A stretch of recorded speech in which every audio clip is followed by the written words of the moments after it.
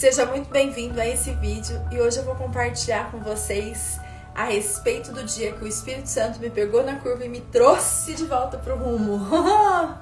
E era um período onde eu falava que estava desigrejada. Enchi a boca para dizer com orgulho isso. Mas, enfim, o que importa é que hoje eu aprendi a lição e vim aqui compartilhar com você a respeito disso. Fica até o final que eu vou entregar 2 chaves de transformação para sua vida ou para você orar em favor de alguém que precisa também voltar para o plumo do Espírito e caminhar em retidão com o Senhor. E o meu nome é Thaís Vasconcelos e aqui nesse canal nós pensamos a respeito das coisas do alto. E hoje eu vou compartilhar com vocês o que aconteceu comigo em 2017. Eu mudei de cidade, eu participava antes de uma igreja onde eu amava, a Batista em Campo Grande, e aí eu também me sentia muito amada naquela igreja, só pra deixar registrado aqui. E aí, eu sei que tem gente de lá que vai assistir esse vídeo. Lá eu fui funcionária 2 anos, eu conhecia muita gente. Depois, quando eu saí da igreja, eu fui voluntária do Ministério de Missões. Então, assim, eu estava muito confortável dentro da igreja. Estava em célula muitos anos, não sei, acho que fiquei lá. Todo o período que eu estive lá, estive em célula. Então, socialmente, era uma família pra mim, aquele ambiente. E aí, mudei de cidade, voltei pra cidade onde estava a minha família e voltei pra igreja aonde eu tinha aceitado Jesus e crescido. Só que não foi a mesma coisa. Todas as pessoas que eu conhecia estavam casadas, estavam em outros círculos sociais e eu não me integrei. E aí, eu passei por uma busca por outras igrejas e eu também não me encaixava. Até que eu comecei a ficar com playlist na igreja e a gente fala assim, eu não preciso ir na igreja pra ter Jesus. Eu não preciso ir pra igreja, eu tenho meu relacionamento com Deus. Já ouviu isso? E aí eu resolvi dizer que eu tava desigrejada e eu estava mesmo, né? Não ia na igreja. E aí foi um período que você acha assim, não vou me desviar, vou permanecer na presença do Senhor. E quando eu vi, eu já estava frequentando lugares onde eu não frequentava. Aprendi a fazer uso de álcool e eu não consumia álcool. Então comecei a usar palavreados que não fazia parte de quem a Thaís era. E eu não preciso de ir pra igreja pra ter o meu relacionamento com Deus. Já fez essa conversa, né? Até que chegou um dia onde eu estava triste, deprimida, vazia, insatisfeita. E aí eu falei, o que tá acontecendo? E eu identifiquei, assim, a saudade da presença do Senhor. E aí, quando você fala, tem que fazer o caminho de volta, tem que corrigir, tem que voltar, e foi. Orei, jejuei, li a Bíblia. E o Espírito Santo, ele entendeu a minha ânsia da presença, e ele virou para mim e falou assim, olha, quem criou a igreja foi Cristo, e quem não está na igreja está em rebeldia. E rebeldia é como pecado de feitiçaria. Gente, aquilo foi um balde d'água na minha cabeça. E aí, se você fala, abrindo parênteses, né? Thaís, mas aonde que fala que foi Cristo que criou a igreja? Em Mateus 16:18 diz assim, e eu lhe digo que você é Pedro, e sobre essa pedra edificarei a minha igreja, e as portas do inferno não prevalecerão contra ela. Olha que chave importante, é que além de ele estar anunciando a igreja, ele também está dizendo a importância de nós estarmos em igreja. Eu vou falar sobre isso lá na frente do vídeo. É impossível você vencer as investidas espirituais estando sozinho longe da igreja. É como num campo de batalha, você vira um alvo fácil do inimigo se ele te encontra sozinho. Então, mas eu fiquei chocada com isso.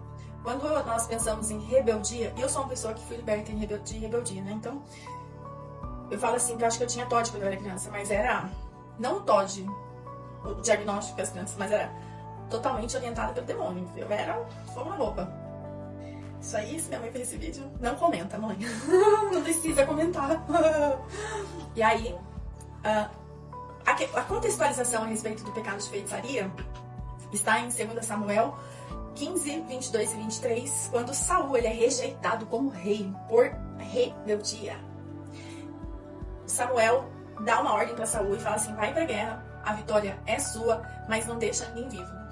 E Saul faz totalmente o contrário. Ele deixa o rei e os animais vivos. E ele traz o rei com ele. Ele ainda quer argumentar com Samuel. E aí Deus fala, através do profeta, né? Assim como você rejeitou a palavra do Senhor, ele o rejeitou como rei. Então teve um peso muito grande no meu coração o fato de entrar em discordância a respeito da necessidade de membrar e estar no corpo de Cristo, pertencendo ao corpo de Cristo. Outra situação que me doeu demais, na verdade assim, o peso da rebeldia tá aqui, ó. Acaso tem o Senhor tanto prazer em holocausto, sacrifício, quanto em que se obedeça a sua palavra? A obediência é melhor do que o sacrifício, a submissão é melhor que a gordura de carneiros, pois a rebeldia é como o pecado de feitiçaria e a arrogância é como o mal da idolatria. Me doeu, gente. Ó, o significado no dicionário de rebeldia, tá? Qualidade da pessoa que não obedece ou que se opõe a uma autoridade, teimosia, excesso de obstinação ou birra. E dói, porque Saul foi rejeitado. Eles falam, puxa vida, estou desobedecendo uma orientação de Jesus. Estou contrariando a ordem dele de permanecer numa igreja. Porque depois que nós vemos em Atos e vamos ver nos evangelhos, se confirma que nós devemos estar dentro de um corpo bíblico. E aí, como que a gente vai vencer? Se quem vence é a igreja. É a união dos irmãos. Porque a igreja não é só um termo, né? Ele é um ajuntamento de pessoas. E voltando a respeito de Saul, quando nós vamos ver essa visão de rebeldia, Saul não acabou. O resto da vida dele, a partir dessa palavra de Samuel, foi um desastre. O Espírito Santo se retirou dele, ele passou a ser possesso por um espírito demoníaco. Ele passou a perseguir uma pessoa que era totalmente leal a ele. Davi, embora tivesse a palavra que ele ia substituir Saul, em nenhum momento tentou tomar o trono à força. Ele era leal, ele perseguiu Davi. Ele queria, obcecado em matar um inocente. Ele extinguiu, por ordem de Deus, as videntes, sacerdotes de outros deuses. Aí, quando Deus se retirou dele e Samuel já não estava mais vivo, ele foi atrás de uma vidente, contrariando aquilo que o Senhor tinha dado de palavra. Então, ele morreu num campo de batalha. E aí eu faço a minha primeira ponderação desse vídeo. Já viu algum rebelde acabar bem? Não acaba. Nenhum rebelde tem final feliz. E a prova disso é o próprio povo de Israel. Eles foram separados e avisados pelo Senhor, olha, não se afasta da minha aliança. E aí, quantas vezes eles vão lá, se misturam com os povos ao redor deles e começam a adorar outros deuses, eles passam a ser oprimidos por outros povos. Tudo por conta da idolatria, por se render a outros deuses, aos deuses das nações e fazer práticas. Então, assim, o Senhor fala muitas vezes, nação rebelde, obstinada. Nós temos a soberba e a arrogância de falar, não, a gente tá olhando assim aquele povo, mas não tem nada a ver com isso, quando nós somos exatamente iguais. Então, eu vou deixar 2 lições aqui para encerrar esse vídeo, que é, nenhum rebelde tem final feliz. Esse é o primeiro ponto. E o segundo ponto é, o mundo espiritual, ele é mais real do que o natural. Como é que você vai enfrentar os desafios do mundo espiritual, que é os servos do nosso principal inimigo sozinho? Como que você vai vencer os desafios? Não vence. Você é sucumbido.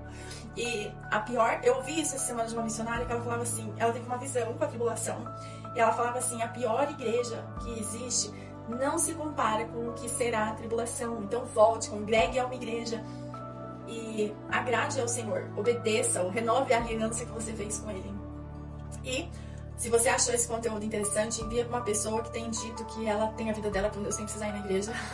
Lembra ela que quem instituiu a igreja foi Jesus. Curte esse vídeo para me ajudar a crescer esse canal e se inscreve.